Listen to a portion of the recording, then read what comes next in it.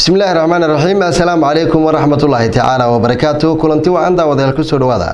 برنامجك حقته ورك قضبات كده ودمتنا دو إبرالي كان قضدا وديل وحكم ده مدحونها بنتلان أو قصر مدحته إذا كوق قابلة جبر قبض باهيها جارك ودوام فرين ودرتي أنت دورها جود جلم دوج أو كل نقطة بتاعها سمياشة وزاردها يشغلها كل الدوانة وزاردها جلم دوجا كلن كاسي ولوجا إنسانة درجلين تهولها الشقية وزاردها سي تلسك عيدن كحوج دلكها قبل كجدو أي شيء إني دوان فيليان إن السكوت دور أو لما كان على مدة دونا سلو درجليه هولها عيدن كا ما ملك دقمة حمر جبنا وحو دقمة سكه هرجليه هلا ولا ميجا هلو يقانو انترلوجا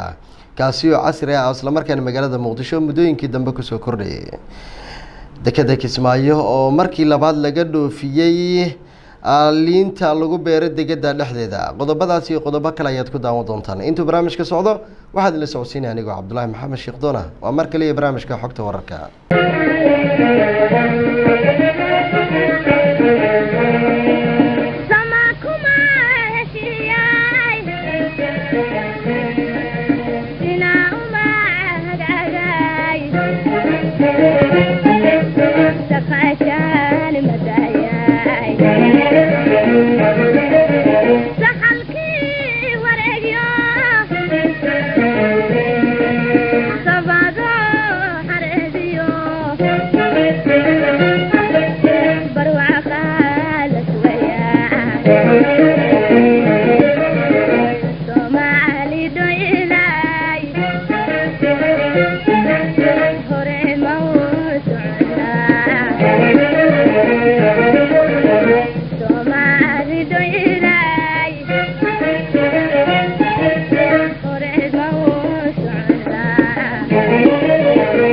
أنا كوب باللونة مدحونها بنتلان سعيد عبد الله الدني أي قصر مدحتويده بنتلان كقابلي جبر قبت باهيها جاركا ودوام فرين ودرتي إسلام مدحونا الدني تاسيو كو عندنا سيدي وحلوقة قبل لها باهيها جاركا أي قبان ضدك باهيها جاركا قبا سعيد عبد الله الدني أي مركي لو جي أيان حسن وح أي مركي لو جو على سفرين كو عندنا ما صدي ودرتي مدحونا سعيد عبد الله الدني سجونا كده جستي أنا أيان حسن دعالي وحا سلامة يا مدحوين الدني يا مدحتي يا دتكي ودن مدحتي شوقة يدنا حسطتي دما وين سلامة يا وحا سيجار وهم حد علينا يا مدحوين الدني وحا كحصانا يا إنه مركه هو تختار عافي ما دي جيو تختار كو عالم سن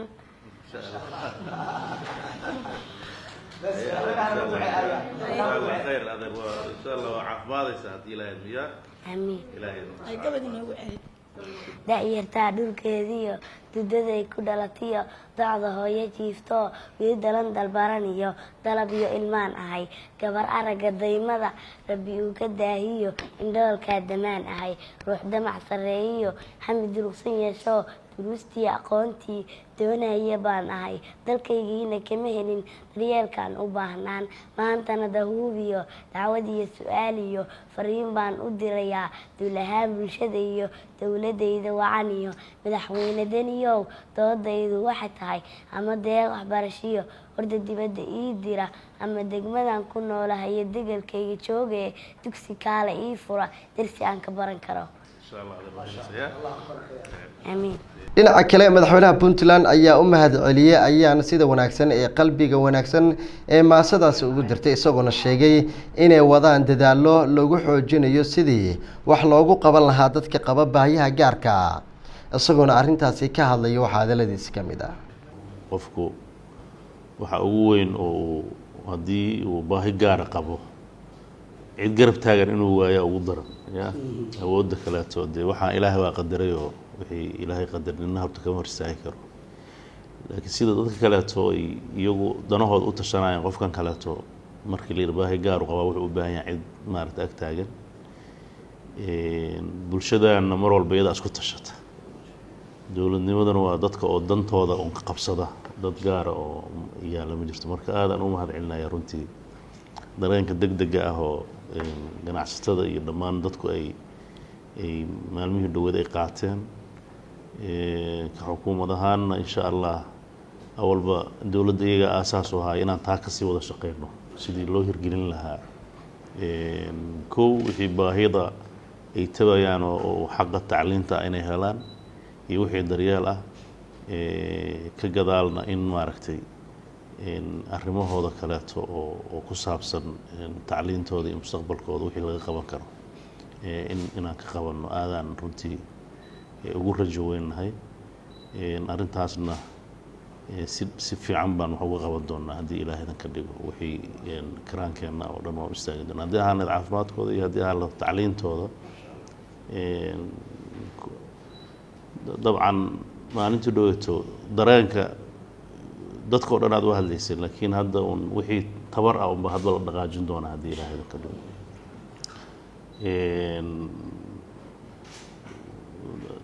dabcan haddaba waxaa isku dayaa jira kooban puntland oo dadka indhaha la garow waxbaa ka jira kuwa dhagaha la iskuulaad baa jira laakiin sidii la rabay ma wada aha oo waan dadka lagu soo jeedin maahan intaa in ka badan waa la qaban karay marka dareenkiina aadaan uga mahadnaqaynaa haddii ilaha idmo annagana waajibkeena intii karaankeenna un baan gudan doonaa annagoo dee iswada kaashanayna haddii ilaha idmo ayaan iyo cunuga yaroo kaleeto oo dabcan hadday noqoto wax dad waxaa jira dhalasho oo waxba laga qaban karin iyagaa caddayn doona haddii ay tahay wax laga gaari karaan intii karaan ah inay hesho marka insha allah khayr baan rajaynaya hadda qur-aanka ma dhigataa ya qur-aanku isagu inkastoo farta way laakiin far ma jirta waxaan ka wadaa inay xafido insha allah dee kolley materiaalkii iyo iskuulkii inaan howlgalno sida ugu dhaqsaha badan haddii ilaahayda ka dhigo marka taasna insha allah wixii karaankeenna aan qaadanayna haddii ilaahayda ka dhigo waana wax badan inaan ka qabanaan rajaynaya haddii ilaahayda dhinacaas akhyaartana waa uga mahad celinaya runtii dadaalka xaawana runtii dareenkaaga aadaa lagaaga mahad celinaya wax fiican baad dadka tustay waajibkoodii baad dareensiisid marka munaasabad ku habboonna waa ahaydoo runtii marar badanaa wax laga hadlaa laakiin meeshaasaa waxay ahayd meel ku habboon in dareenka laga celiyo marka insha allah idinkana khayr badan aan idin rajaynaya haddii ilaahay idinka dhigo kaasi wuxuu ahaa madaxweynaha puntland siciid cabdulaahi dani oo ka jawaabayay fariintii dhowaan ee usoo dirtay ayaan xasan oo ka mid ah gabdhaha baahiyaha gaarka qaba ee islamarkaana jirta da-da 7 sano magaalada dhuusamareeb ee xarunta galmudug waxaa ka furmay kulan u dhexeeya agaasimayaasha guud iyo shaqaalayaasha wasaaradaha kala duwan ee galmudug kaasi oo looga arinsanayo dardargelinta howlaha shaqo ee wasaaradaha galmudug markuu kulanka soo idlaaday waxaa warbaahinta la hadlay hantidhooraha guud ee dowlad goboleedka galmudug isagoona shaqaalaha agaasimayaashaba kala dardaarmay inay dardargeliyaan howlaha shaqo ee wasaaradaha kala duwan ee maamulkaasi galmudug si loo dhammaystiro howlaha shaqo ee wasaaradahaasi haddaba asigoo arrintaasi ka hadlay waxaa hadaladiisi ka mid ah waxaan rajaynaynaa keliya inaanaan ku ekaan intaan isu sheegnay wax badanna inaan wadaagno wax badanna isxil saarno mas-uuliyaddanna wada saaranna wada gudanno nin walbana waxa lagu ogyahay ama sektarka lagu ogyahay siduu u horumari lahay inuu falankeed galo waxaan kaloo rabaa sistem jiritaankiisu wuxuu ku xiran yahay shuruucda xeerarka wasaaradaha xeerarkoodii diyaariyey waa diyaariyeen kuwa aan diyaarin waa inay diyaariyaan waxaa ku xiran aqoonsigooda waxa la siinaho lagu kaalmayna waxaa ku xiran waxa ay qaba lahaayeen iyo balaaninkooda iyo qorshahooda ay sal u tahay waxaa ku xiran cid kasta oo dan kale waxay ka ogaan lahayd adduunyadu markay waddan maal gashane waxay akhrisaa warbixinta hantidhowrka waxa u soo baxda waddankan in la aamini karo iyo inaan la aamini karin waxa u soo baxda xaaladiisa nabadgelyo waxa u soo baxda xaaladiisa dhaqaalo waxa u soo baxda xaalad kastoo waddankaas ku sugaya meesha laga helaa haddii dhowrku wuxuu wax ka aruuraa waa adinka intaasna wax dadka soo jiida kara inay abuuraan cidda la rabta waa adinka mas-uuliyaddaas ballaarkaas leh waxaa la rabaa inaan wada qaadano wasiirka amniga gudaha dowladda federaalk soomaaliya maxamed abuukar islow ducaale ayaa gaaray dalka suudaan gaar ahaan magaalada qartuun halkaasi uga qeybgelayo shir u qabsoomi doono urur goboleedka igada kaasi oo looga arrinsan doono isdhexgalka iyo weliba ganacsiga wadamada ku bihoobay igada wasiirka ayaa inta uu joogo waxa uu kulamo la qaadan doonaa madaxda dalkaasi suudaan iyo kasoo qeybgalayaasha shirka urur goboleedka igada oo la filayo inuu ka furmo dalkaasi taliyaha ciidanka xoogga dalka ee gobolka Gadeyo gaashaanle sare Maxamed Cadow Cali ayaa sheegay inay wadaan dadaalo la iskugu darayo 3 urur oo kamid ah ciidamada xoogga dalka ee ku sugan gobolka Gadeyo si loo tababaro tayooyinka ciidankaasina kor loogu qaadi lahaa waxaanu sheegay in ay ciidamadani tababaro joogto ay qaadan doonaan si ay u hantaan amniga gobolka gaar ahaan xuduudaha dalka Soomaaliya ee la wadaagaan Kenya Ethiopia asagoo arintaasi ka hadlayna waxa hadaladiisa kamid ah waxaan isku dhisi doonaa si isku mid ah ciidamada daraawiishta ciidanka ka yimid 3 degmo Buurdhuba iyo Garbaharey iyo meesha la yiraahdo Baardheere iyo ciidanka ka yimid Doolow 3 ciidan baa la isku dhisi doonaa insha Allah waxay noqon doonaan hal urur ama hal battalion way noqon doonaan qaabka dhismaha wuxuu noqon doonaa 1 by 1 qof iyo qof in dhismaha uu noqon doono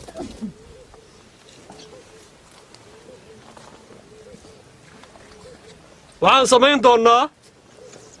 oo rabnaa inaan u sheegno ciidanka taliyaashii hogaamin lahaa taliya urur Abaaduule iyo taliya howlgelinta oo urur walba lagu dhisaayo awoodiisa 3 taliya marka hore daadajintuna ay noqonayso taliya horin taliya koox iyo taliya unug ilaahay hadduu idmo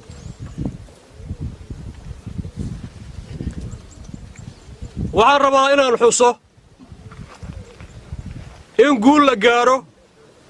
1 iyo 2 iyo 3 waa in la helo ciidan dhisan in guul la gaaro 1 iyo 2 iyo 3 waa in la helo ciidan discipline leh waa maxay discipline waa ismaqal iyo kala amar qaadasho macna weyn buu erayga asaga ku qotoma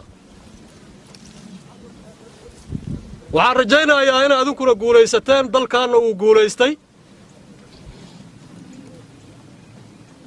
waxyaabo badan oo runtii jiray oo isdabamar ahaana meesha ay ka bixi doonaan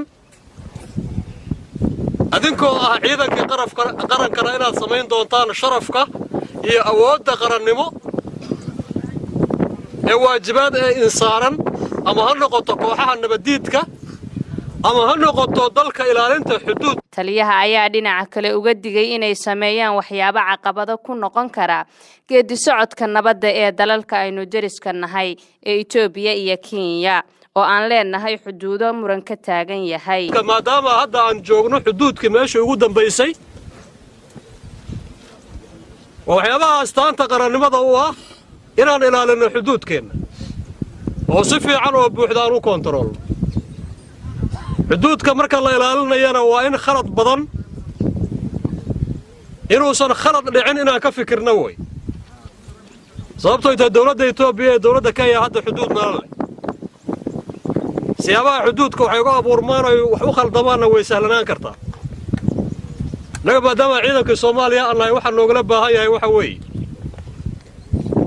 inaan ilaalino geedi socodka nidaamka iyo horumarinta dawladnimo iyo fulinta waajibka ciidanka mar walba. kaasina wuxuu ahaa taliyaha ciidanka xoogga dalka Soomaaliya ee gobolka Gado gaashaanle sare Maxamed Cadow Cali Sanka oo ka warbixinayay qorshe ay wadaan in la isku daro 3 urur oo kamid ah ciidamada xoogga dalka Soomaaliya kuwaas oo la filayo inay la wareegaan amniga guud ee goboladaasi. maamulka degmada Xamar Jajab ee gobolka Banaadir ayaa ka bilaabay dhismaha dhagaxa isgala ee loo yaqaano interlock kaasi oo wadooyin muhiim ah ee degmadaasi laga hirgeliyay waxaana haatan dhismahani laamiga laga hirgeliyay afaafka hore ee xarunta dawladda hoose ee degmadaasi mid ka mid ah dadka deegaanka oo lagu magacaabo Maxamed Bino Cali ayaa waxa uu sheegay in muhiim u tahay dhismahani laamigan casriga ah interlock ee laga hirgeliyay xaafadaha degmada Xamar Jajab asagoo arintaasi ka hadlayna waxa hadaladiis ka mid ah degmada Xamar Jajab oo interlock ay dhigtay dawladda hoose jidko idil haddana degmada Xamar Jajab waxa la dhigay interlock sidii busti iyo hawaaskii ka caay iyo dadkii aad waxay ugu faraxsan hatta inay taakuleen boqol inay bixiyaan mid aad ugu farxan oo yahay kaasina waxa mid ka mid ah dadka deegaanka lagu magacaabo Maxamed Cali oo ka warbixinayay sida uu arko dhismahan wadooyinkan casriga loo dhisay ee loo yaqaan interlock dhinaca kale gudoomiyaha degmada Xamar Jajab ee maamulka gobolka Banaadir Guhaad Sheekh Xasan ayaa waxa uu ka warbixiyay dhismaha wadooyinkan interlock loo yaqaan ee laga hirgelinayo degmada Xamar Jajab sidoo kalena sheegay inay socon doonaan dhammaan laga hirgelin doono xaafadaha degmada Xamar Jajab asoo arintaasi ka hadlay waxa hadaladiis ka mid ah degmada Xamar Jajab ay qaaday tilaabtii ugu horeysay ee quruxda iyo bilicda soo celinta xarunta degmada oo aan bilawnayna interlock dhigno anagoo aad ugu mahad celinayna guud ahaan shacabka reer Xamar Jajab ee garawsaday in maamulka degmada ay garab istaagaan quruxda xarunta degmada inuu garab istaagaan runtii waan u mahad celinayaa waxaan rajeynayaa in kaalintooda ay boqolkiiba boqol ka soo baxaan reer Xamar Jajab waa dad aad xadaari u ah aad ilbax u ah jecel dawladnimada runtii haweenkii dhalinyaradii odayaashii culimadii waa dad isku xiran oo maamulkii degmada aad ula shaqeeyo waana garan kartid markii aan u dhawaaqnay durba inay ka soo jawaab kaasina wuxuu ahaa gudoomiyaha degmada Xamar Jajab Guhaad oo ka warbixinayay dhismaha laamiyadan casriga ee laga hirgelinaya xaafadaha degmada Xamar Jajab wali waxa daawanaysan barnaamijka xogta wararka waxaana si toos uga daawanaysaan telefishinka SBS xaruntiisa dhexe magaalada Muqdisho dekada Kismaayo oo kamid ah dekadaha ku yaala dalkeena Soomaaliya ayaa waxa markii labaad laga dhoofiyay liin laga dhaxbeeray dekada kaasi oo ay qayb ka qaadan doonto horumarka ganacsiga Soomaaliya ee ku jirto dalalka geeska Cabdiweli Maxamed Bakar oo ah kusimaha madaxa howlgalka dekada Kismaayo ayaa ka warbixiyay liintan laga dhoofinayo markii labaad dekada Kismaayo oo ganacsatada Soomaaliyeed sidoo kale ay ka soo dejiyaan maciishadaha kala duwan iyo sida ay u socoto howlaha shaqo ee dekadaasi qaybta dhexe waa aragtaan waxa ka socda markabkan waa la dejiyay asaga waa la dejiyay hadda waxa la saarayaa liin baa la saarayaa marka shaqadu saas sidoo xagga waxa yimid oo soo xirtay markabka oo skorta oo maartay kii warshad ahaa oo asoo isxirxiray marka shaqada aad bay fiican tahay beerahan kulli bishan iyo bishii horeba aad bay shaqadu fiican tahay liintan waa beerahan ku yaala aagan dhul beereedkan aagan Jawaan iyo wixii ka sokeeya dad ganacsatada bilaabay oo beera abuurtay oo maartay inay si ay u dhoofsadaan marka waa hadda si fiican bay bilaabatay bilii hore san ma ahan jirin laakiin hadda waa la fahmay qaabka maartay in la dhoofsan karo in maartay wax laga heli karo marka maalmahan aad bay bilaabatay bishan aad bay fiican tahay liintu gal wada ma Dubai markabkan wuxuu waday bagaash alaab bagaash sonkor iyo wax isku jira markabka hore wuxuu ahaa kii hore hadda baxay containers buu ahaa kaas wuxuu wadaa sonkor ka sheey hadda meesha xagga shid taagan oo container waa sonkor waaye marka waa bilahay ugu shaqo badan tahay dekadu yaa la dhihi karaa waxaan qiyaasayaa in kolkii dekadaha tarifooyinka la fiiriyo dekadaha Soomaaliya ku yaala dekada ugu hooseysan annaga markii tarifooyinka la soo wada fiiriyo Muqdisho Berbera muxuu ahaa Boosaaso annaga ugu tarif hooseyna sababtoo tariif lagu shaqeeyo waxan marka tarifada ugu hooseyna annagu qaadanay oo dadkan maartay ugu fiicanahay baan qiyaasay aniga waqti ay dabayluhu jiraan yaa laga yaabaa in wax noocaas dhaco ayadoona ayna lahayn dekadu ayna lahayn muxuu ahaa tag ayna lahayn yaa haddana si aad u fiican man u maartay oo la macaamilaa kaasina wuxuu Cabdiwahaab Maxamed oo ka warbixinayay liin markii labaad laga dhoofinayo dekada magaalada Kismaayo oo lagu beeray gudaha dekadaasi intaas ayaan kusoo gabagabeynaynaa barnaamijka xogta wararka aad kala socoteen telefishinka SBS xaruntiisa dhexe magaalada Muqdisho warka waxaad la socodsiinay anigoo Cabdullaahi Maxamed Sheekhdona inta warkan kiis xigaan kooda kulmi doono sida ay nabadgeliyo fi amaan Allah